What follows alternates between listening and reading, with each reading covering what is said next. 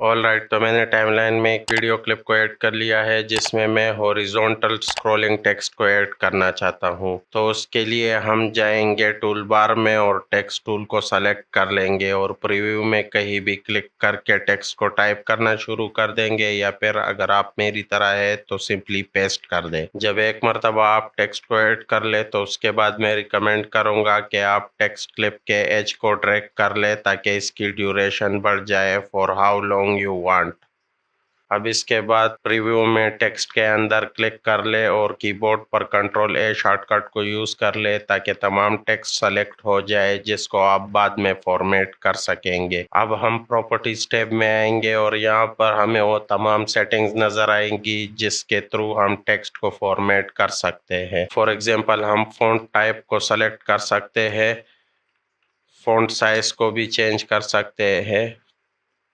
मैं background checkbox को टिक कर लूँगा ताकि टेक्स्ट के अराउंड बैकग्राउंड ऐड हो जाए और इसके कलर को चेंज कर दूंगा ब्लैक पर ताकि ये और ज़्यादा रीडेबल हो जाए। ऑलराइट, तो I am done with the formatting of text. अब हम इफेक्ट कंट्रोल्स में इस एरो को क्लिक कर लेंगे ताकि टेक्स्ट की सेटिंग्स एक्सपेंड हो जाए और नीचे स्क्रॉल करके ट्रांसफॉर्म के नीचे पोजीशन की सेटिंग्स पर आ जाएंगे। सबसे पहले पोजीशन की दूसरी वैल्यू को क्लिक एंड होल्ड कर ले ताकि आपका text bottom of the screen पर आ जाए। मेरा बिल्कुल परफेक्ट है, लेकिन अगर आपको कोई मसला है तो आप सिलेक्शन टूल की मदद से इसको रिपोजीशन कर सकते हैं। अब पोजीशन की पहली वैल्यू को क्लिक करके राइट साइड पर ड्रैग कर ले ताकि आपका टेक्स्ट राइट साइड पर ऑफ स्क्रीन हो जाए। अब पोजीशन के पास स्टॉपवॉच को क्लिक कर ले ताकि स्क्रॉलिंग एनिमेशन के लिए स्टार्टिंग की फ्रेम बन जाए। अब इफेक्ट कंट्रोल्स में प्ले हेड को उस जगह पर पोजीशन कर दे जहां पर आप स्क्रॉलिंग टेक्स्ट को फिनिश बाय करना चाहते हैं। अब पोजीशन की पहली वैल्यू को लेफ्ट साइड पर तब तक ड्रैग कर ले जब तक कि आपका टेक्स्ट लेफ्ट साइड पर ऑफ स्क्रीन हो जाए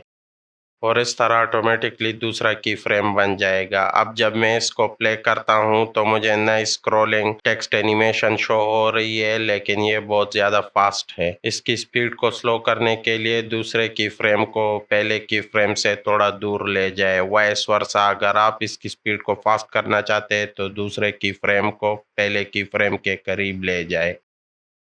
ऑलराइट, इस दफ़ा जब मैं इसको प्ले करूँगा तो मुझे हॉरिजॉन्टल स्क्रॉलिंग टेक्स्ट नज़र आएगा। That's it for this tutorial. As always, thanks for watching. See you next time.